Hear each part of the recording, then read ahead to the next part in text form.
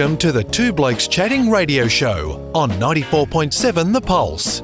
Music, interviews, news, and, well, Two Blokes Chatting. Now, here are the two blokes.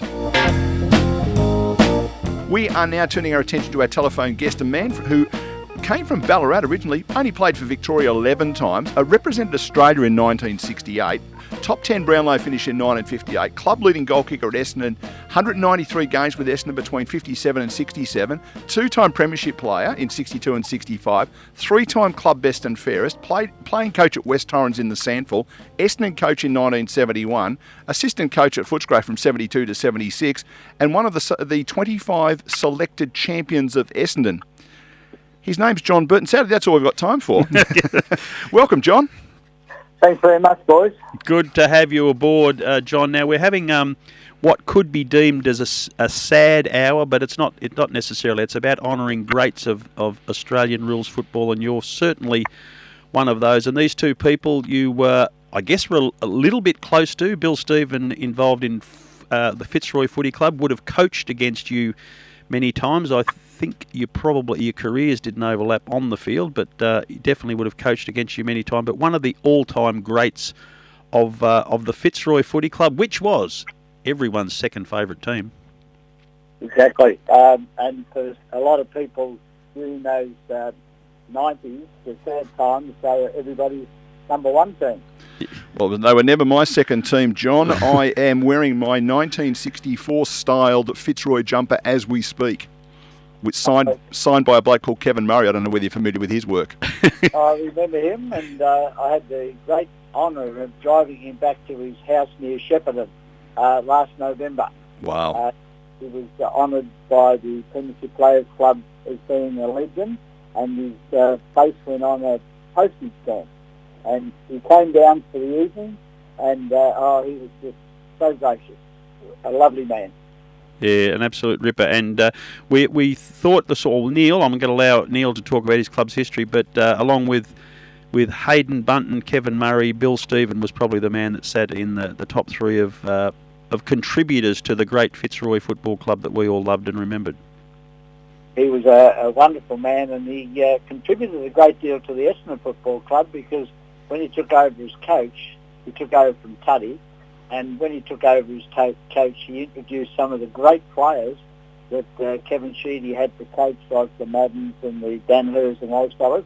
He introduced them to the club. So he was renowned as being a great teacher, a great mentor for young people. So that would make perfectly good sense that he rounded them out very nicely for the tactical genius that Kevin Sheedy was. Yes, and look, without taking away from Sheeds, he was a great coach, but you've got to have the players, and Bill was able to introduce guys like Kimmy Watson and those fellas into the club. Would he have been remembered as a great player? When you started, he was just finishing, or was he a little bit like Tom Hafey and Alan Jeans before him, who became great coaches, but were probably just run-of-the-mill VFL players in those days? No, he wasn't a run-of-the-mill player. He was an outstanding back pocket player. And Fitzroy always had very good back pocket players, but I unfortunately, or fortunately, wasn't able to play on Bill. But I did know as a kid growing up in Ballarat, what a great footballer Bill Stephen, and a very famous footballer for Fitzroy. I think that the thing that I always remember, and I'm a little bit younger than you guys, but I did actually get to see some football in my very, very early years at Brunswick Street in 65, 66. So he had given it away by then. But when I was sort of first becoming aware of football, he was the coach of our club. And even though he did defect to Essendon, as we like to think, he came back and coached again, took Fitzroy into the finals for the first time in 9 years, but then after he gave away coaching and handed over the reins to, I think, Robert Walsey took over from him, he still came. It's the stuff around the club he did beyond that as well, just not an official capacity, just being part of the fabric of the club. He was he was a real gentleman, and I can remember people like Billy Hutchison that played. I was fortunate enough to play 1 year with Hutchie, but he was a great rover before my time, and I remember Billy Hutchison saying that the great back pocket players that played with Fitzroy in the early 50s and whatever, Billy Stephen was almost the best. Yeah. Okay. John, we're going to be talking to a former Victorian teammate of yours, Norm Brown, later, and we'll get more detail into Bill Stephen. But the other sad part of today's show, which we want to honour and tribute, is the life of Neil Saxey, who was unfortunately taken out of the game to a horrific injury, which you were more than directly involved with, being an assistant coach of the Footscray Football Club on that very day. Sad memories there for you? Oh, it was a sad memory. I had great recollections of Neil Saxey because when I was coaching in Adelaide and playing over there, he was playing in North Adelaide. And when he was recruited over to Footscray, I really believed that Saxey family was a very famous family in Adelaide because his brother Dennis kicked over 100 goals, I think, several times for North Adelaide. But they were a great family. And when that name, Neil Saxey, came to Footscray and I was assistant coach with Bob Rose, we were very, very fortunate to get him. And it was a sad day that day when, actually the story was I was sitting with Bob Rose. I used to sit with Bob Rose during the game as his assistant coach. And when Neil went down, Bob said to me, "Oh, look, go down to the rooms to see how he is." So I went down there, and at the time the ambulance was just pulling into the back of the Footscray change room. And they were loading Neil onto the ambulance, and I just couldn't believe my eyes when I looked alongside the ambulance, and there was my little daughter, Jacqueline, that used to go to the football with me, and she was 8 years of age, and she was standing beside the ambulance watching Neil being loaded on. And I spoke to her. She's in Perth now, and I spoke to her the other day, and she said it's one of the most vivid memories that she's ever had. It just stayed in her mind as an 8-year-old with this champion footballer being loaded onto the ambulance. That was a very sad day. I was there, John, and probably sitting closer to it than you were. It was probably no more than 25, 30 metres in front of me. And I was 13 at the time, and I can remember it. I could run you through frame by frame exactly what happened to it, and just I think even though no one knew the full extent of the injury when it occurred, I think we all knew the full extent of the injury when it occurred, if you know what I mean. There was just like a really weird hush went over the ground. It was bizarre. And there was the initial anger, I guess, directed at the Fitzroy player concerned, who, as we've said earlier, absolutely no fault whatsoever. It was just two players coming at the ball, and it was a complete accident. And once that sort of initial anger, it was just like a really weird feeling around the ground for the rest of the day.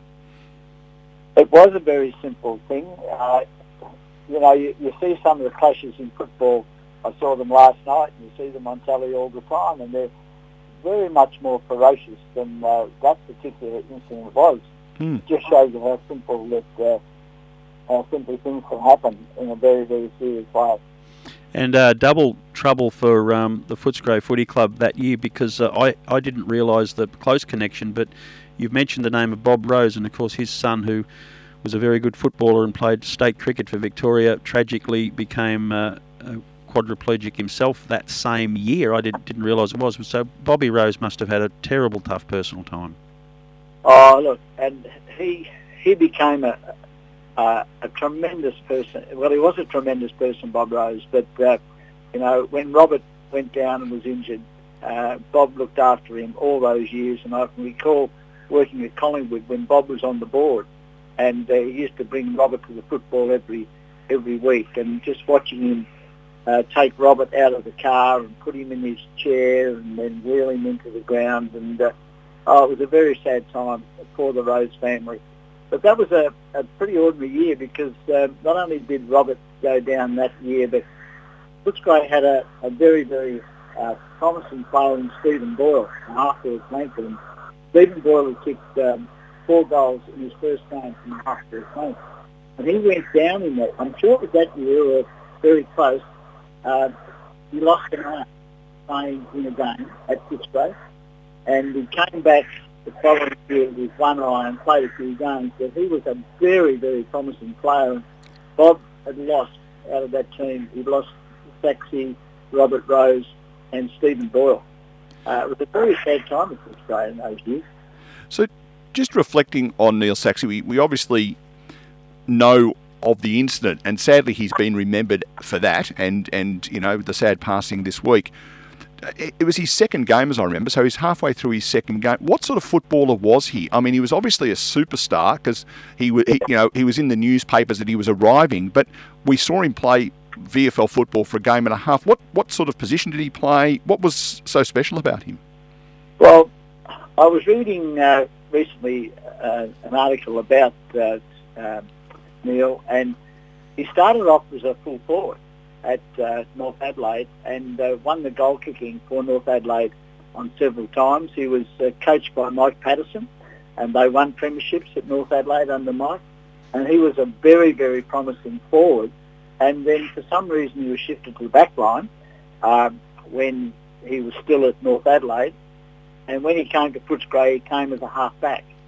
So he was a very versatile player, and he was a very strong player. He was a tough player. He's one of those that would run straight at the ball, and he was. Mike Patterson had a very strong team at North Adelaide, and the type of player that Mike Patterson was, and I think a lot of the Mike Patterson rubbed off on this because he was a very strong tough player. Sounds a bit like Neil might have been bumped to the back line because his brother was a fairly handy forward from what you were saying earlier. Well, he was. He was a legend as a full forward. Dennis Sachs over there in Adelaide. Yeah. So, yes, and of course that hardness of the ball was really what ultimately cost him that injury because that's exactly what was happening. He was going in hard for the ball at the time. Kevin O'Keefe coming the other way. Yeah, that's right. Bob Rose was very proud of the fact that he'd been recruited to Footscray in that year. And the recruiting of Footscray was tremendous at that time because Ray Huppatz came from Woodville at that time, and Footscray had some tremendous players. Well, Quinlan and Round would have both been there at that stage, wouldn't they? Yeah, they had a very good ruck combination in two ruckmen, and Barry Round and Gary Dempsey. Yeah, he played a bit. Well, he played all right too, didn't he? I forgot about him. And the great Bernie Quinlan, the centre half forward. So they had pretty good players. It was interesting. I know Bruce McAvaney can get a little bit excited at times, but I do respect the man's knowledge, and he spoke of Neil Saxey very similar to Peter Motley, that type of player that was particularly versatile, tough, highly skilled, and we certainly never got to see the best of him, sadly. But as a human being, we definitely did, because I had the privilege of speaking to him on a radio show about 3 years ago, and Paul O'Connor from Footscray arranged for us, and we learned a lot about the incredible passion and desire that he had to live life to the fullest despite his very sad injury. And he did some amazing stuff in his life, working towards charities, raising money for spinal research, and he lived a very full life. He drove a car which was organised and had all the gadgets required that he could get around and live a relatively normal life. But he certainly wasn't bitter. It was just what it was, and he learned to adapt and lived a very promising full life for the handicap. So that's probably his greatest achievement outside of us talking about whether he could play footy or not.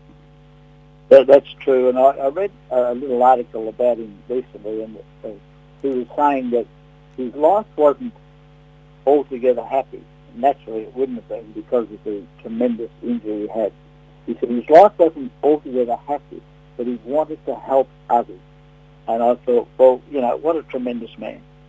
Yeah, we're going to learn more about him later in this hour when John Dodd from the Footscray Footy Club, who was involved in getting Neil across and kept in touch with him, and he would know him as well as anyone in Victoria, and we'll get a bit more of an insight on his life outside of footy later on. John, thank you so much for your time again. We did plan to talk to you and was intended to be happier stuff, but your reflections on two greats of Australian rules football we greatly appreciate, and certainly thank you for your time. A pleasure, Rob, and thank you for having me. Good on you, John. There he is, John Birt. And if we had 10 minutes, I'd go through those achievements again. He's done all right, the boy, hasn't he? Yeah. We were talking with Jack Howard before about levels of elitism, and one story some would remember the first time that I ever interviewed John, and you read his own career and you think, well, this man is is just an icon of the game and particularly the Essendon Footy Club. But he still spoke, even now, how he was in awe of the likes of Coleman and Dick Reynolds and Bill Hutchison, probably the three greats of the Essendon Footy Club, that he just felt embarrassed to be in their company, even after his own CV is produced like that. We spoke to Johnny Newnham, we mentioned before, about he was selected to play for Victoria, and he's in a side with Whitten and Skilton and these blokes thinking, well, I don't deserve to be here, this is ridiculous. So we all have these different levels of appreciation of those above us, below us, around us, but for John Birt to be in awe of someone seems ridiculous with a record like that. Absolutely, and if you go all the measurements, he's represented Victoria. He's been a leading goal kicker at the club as a rover, which is funny. Almost 200 games. If you take in the Victorian games, he's done his 200 games. He's been a premiership player. He's been a club best and fairest 3 times. He's been a playing coach in South Australia. He's ticked off everything. Yeah. Extraordinary, and remains an extraordinary humble person, yep. And still working in footy. Worked pretty much his whole, like David Parkin has been a constant giver to the game, and you and I have both been privileged to attend the AFL Premiership Players Association dinner, which Don drives. How did we not get to the one where Kevin Murray was the legend? How did that not work? But I think the other thing is too that when you hear them talk of the people, we think of football. I can remember really clearly the first time I met Kevin Murray when I was about 7 and realised that these were actually real people. Yeah. And the friendships that have been built over the years and the obvious interaction he has, and seeing him at that grand final, the Premiership Players event, where these guys are all mates with a really strong bond, and they've got a real appreciation and respect for each other's abilities over the journey. It's really warming, and, I reckon. Again, Johnny Newnham reminded me yesterday of how he, on 2 occasions, he remembers travelling to Fitzroy versus Essendon game with John Birt, and their wives would meet them after the game, and they'd go out to have dinner. He also did that with Mick Dowdle, a former North Melbourne player, where they were such good friends off the ground, but they went and played the game of footy. I suppose it sort of happens to a degree today, but you just couldn't imagine something like that taking place.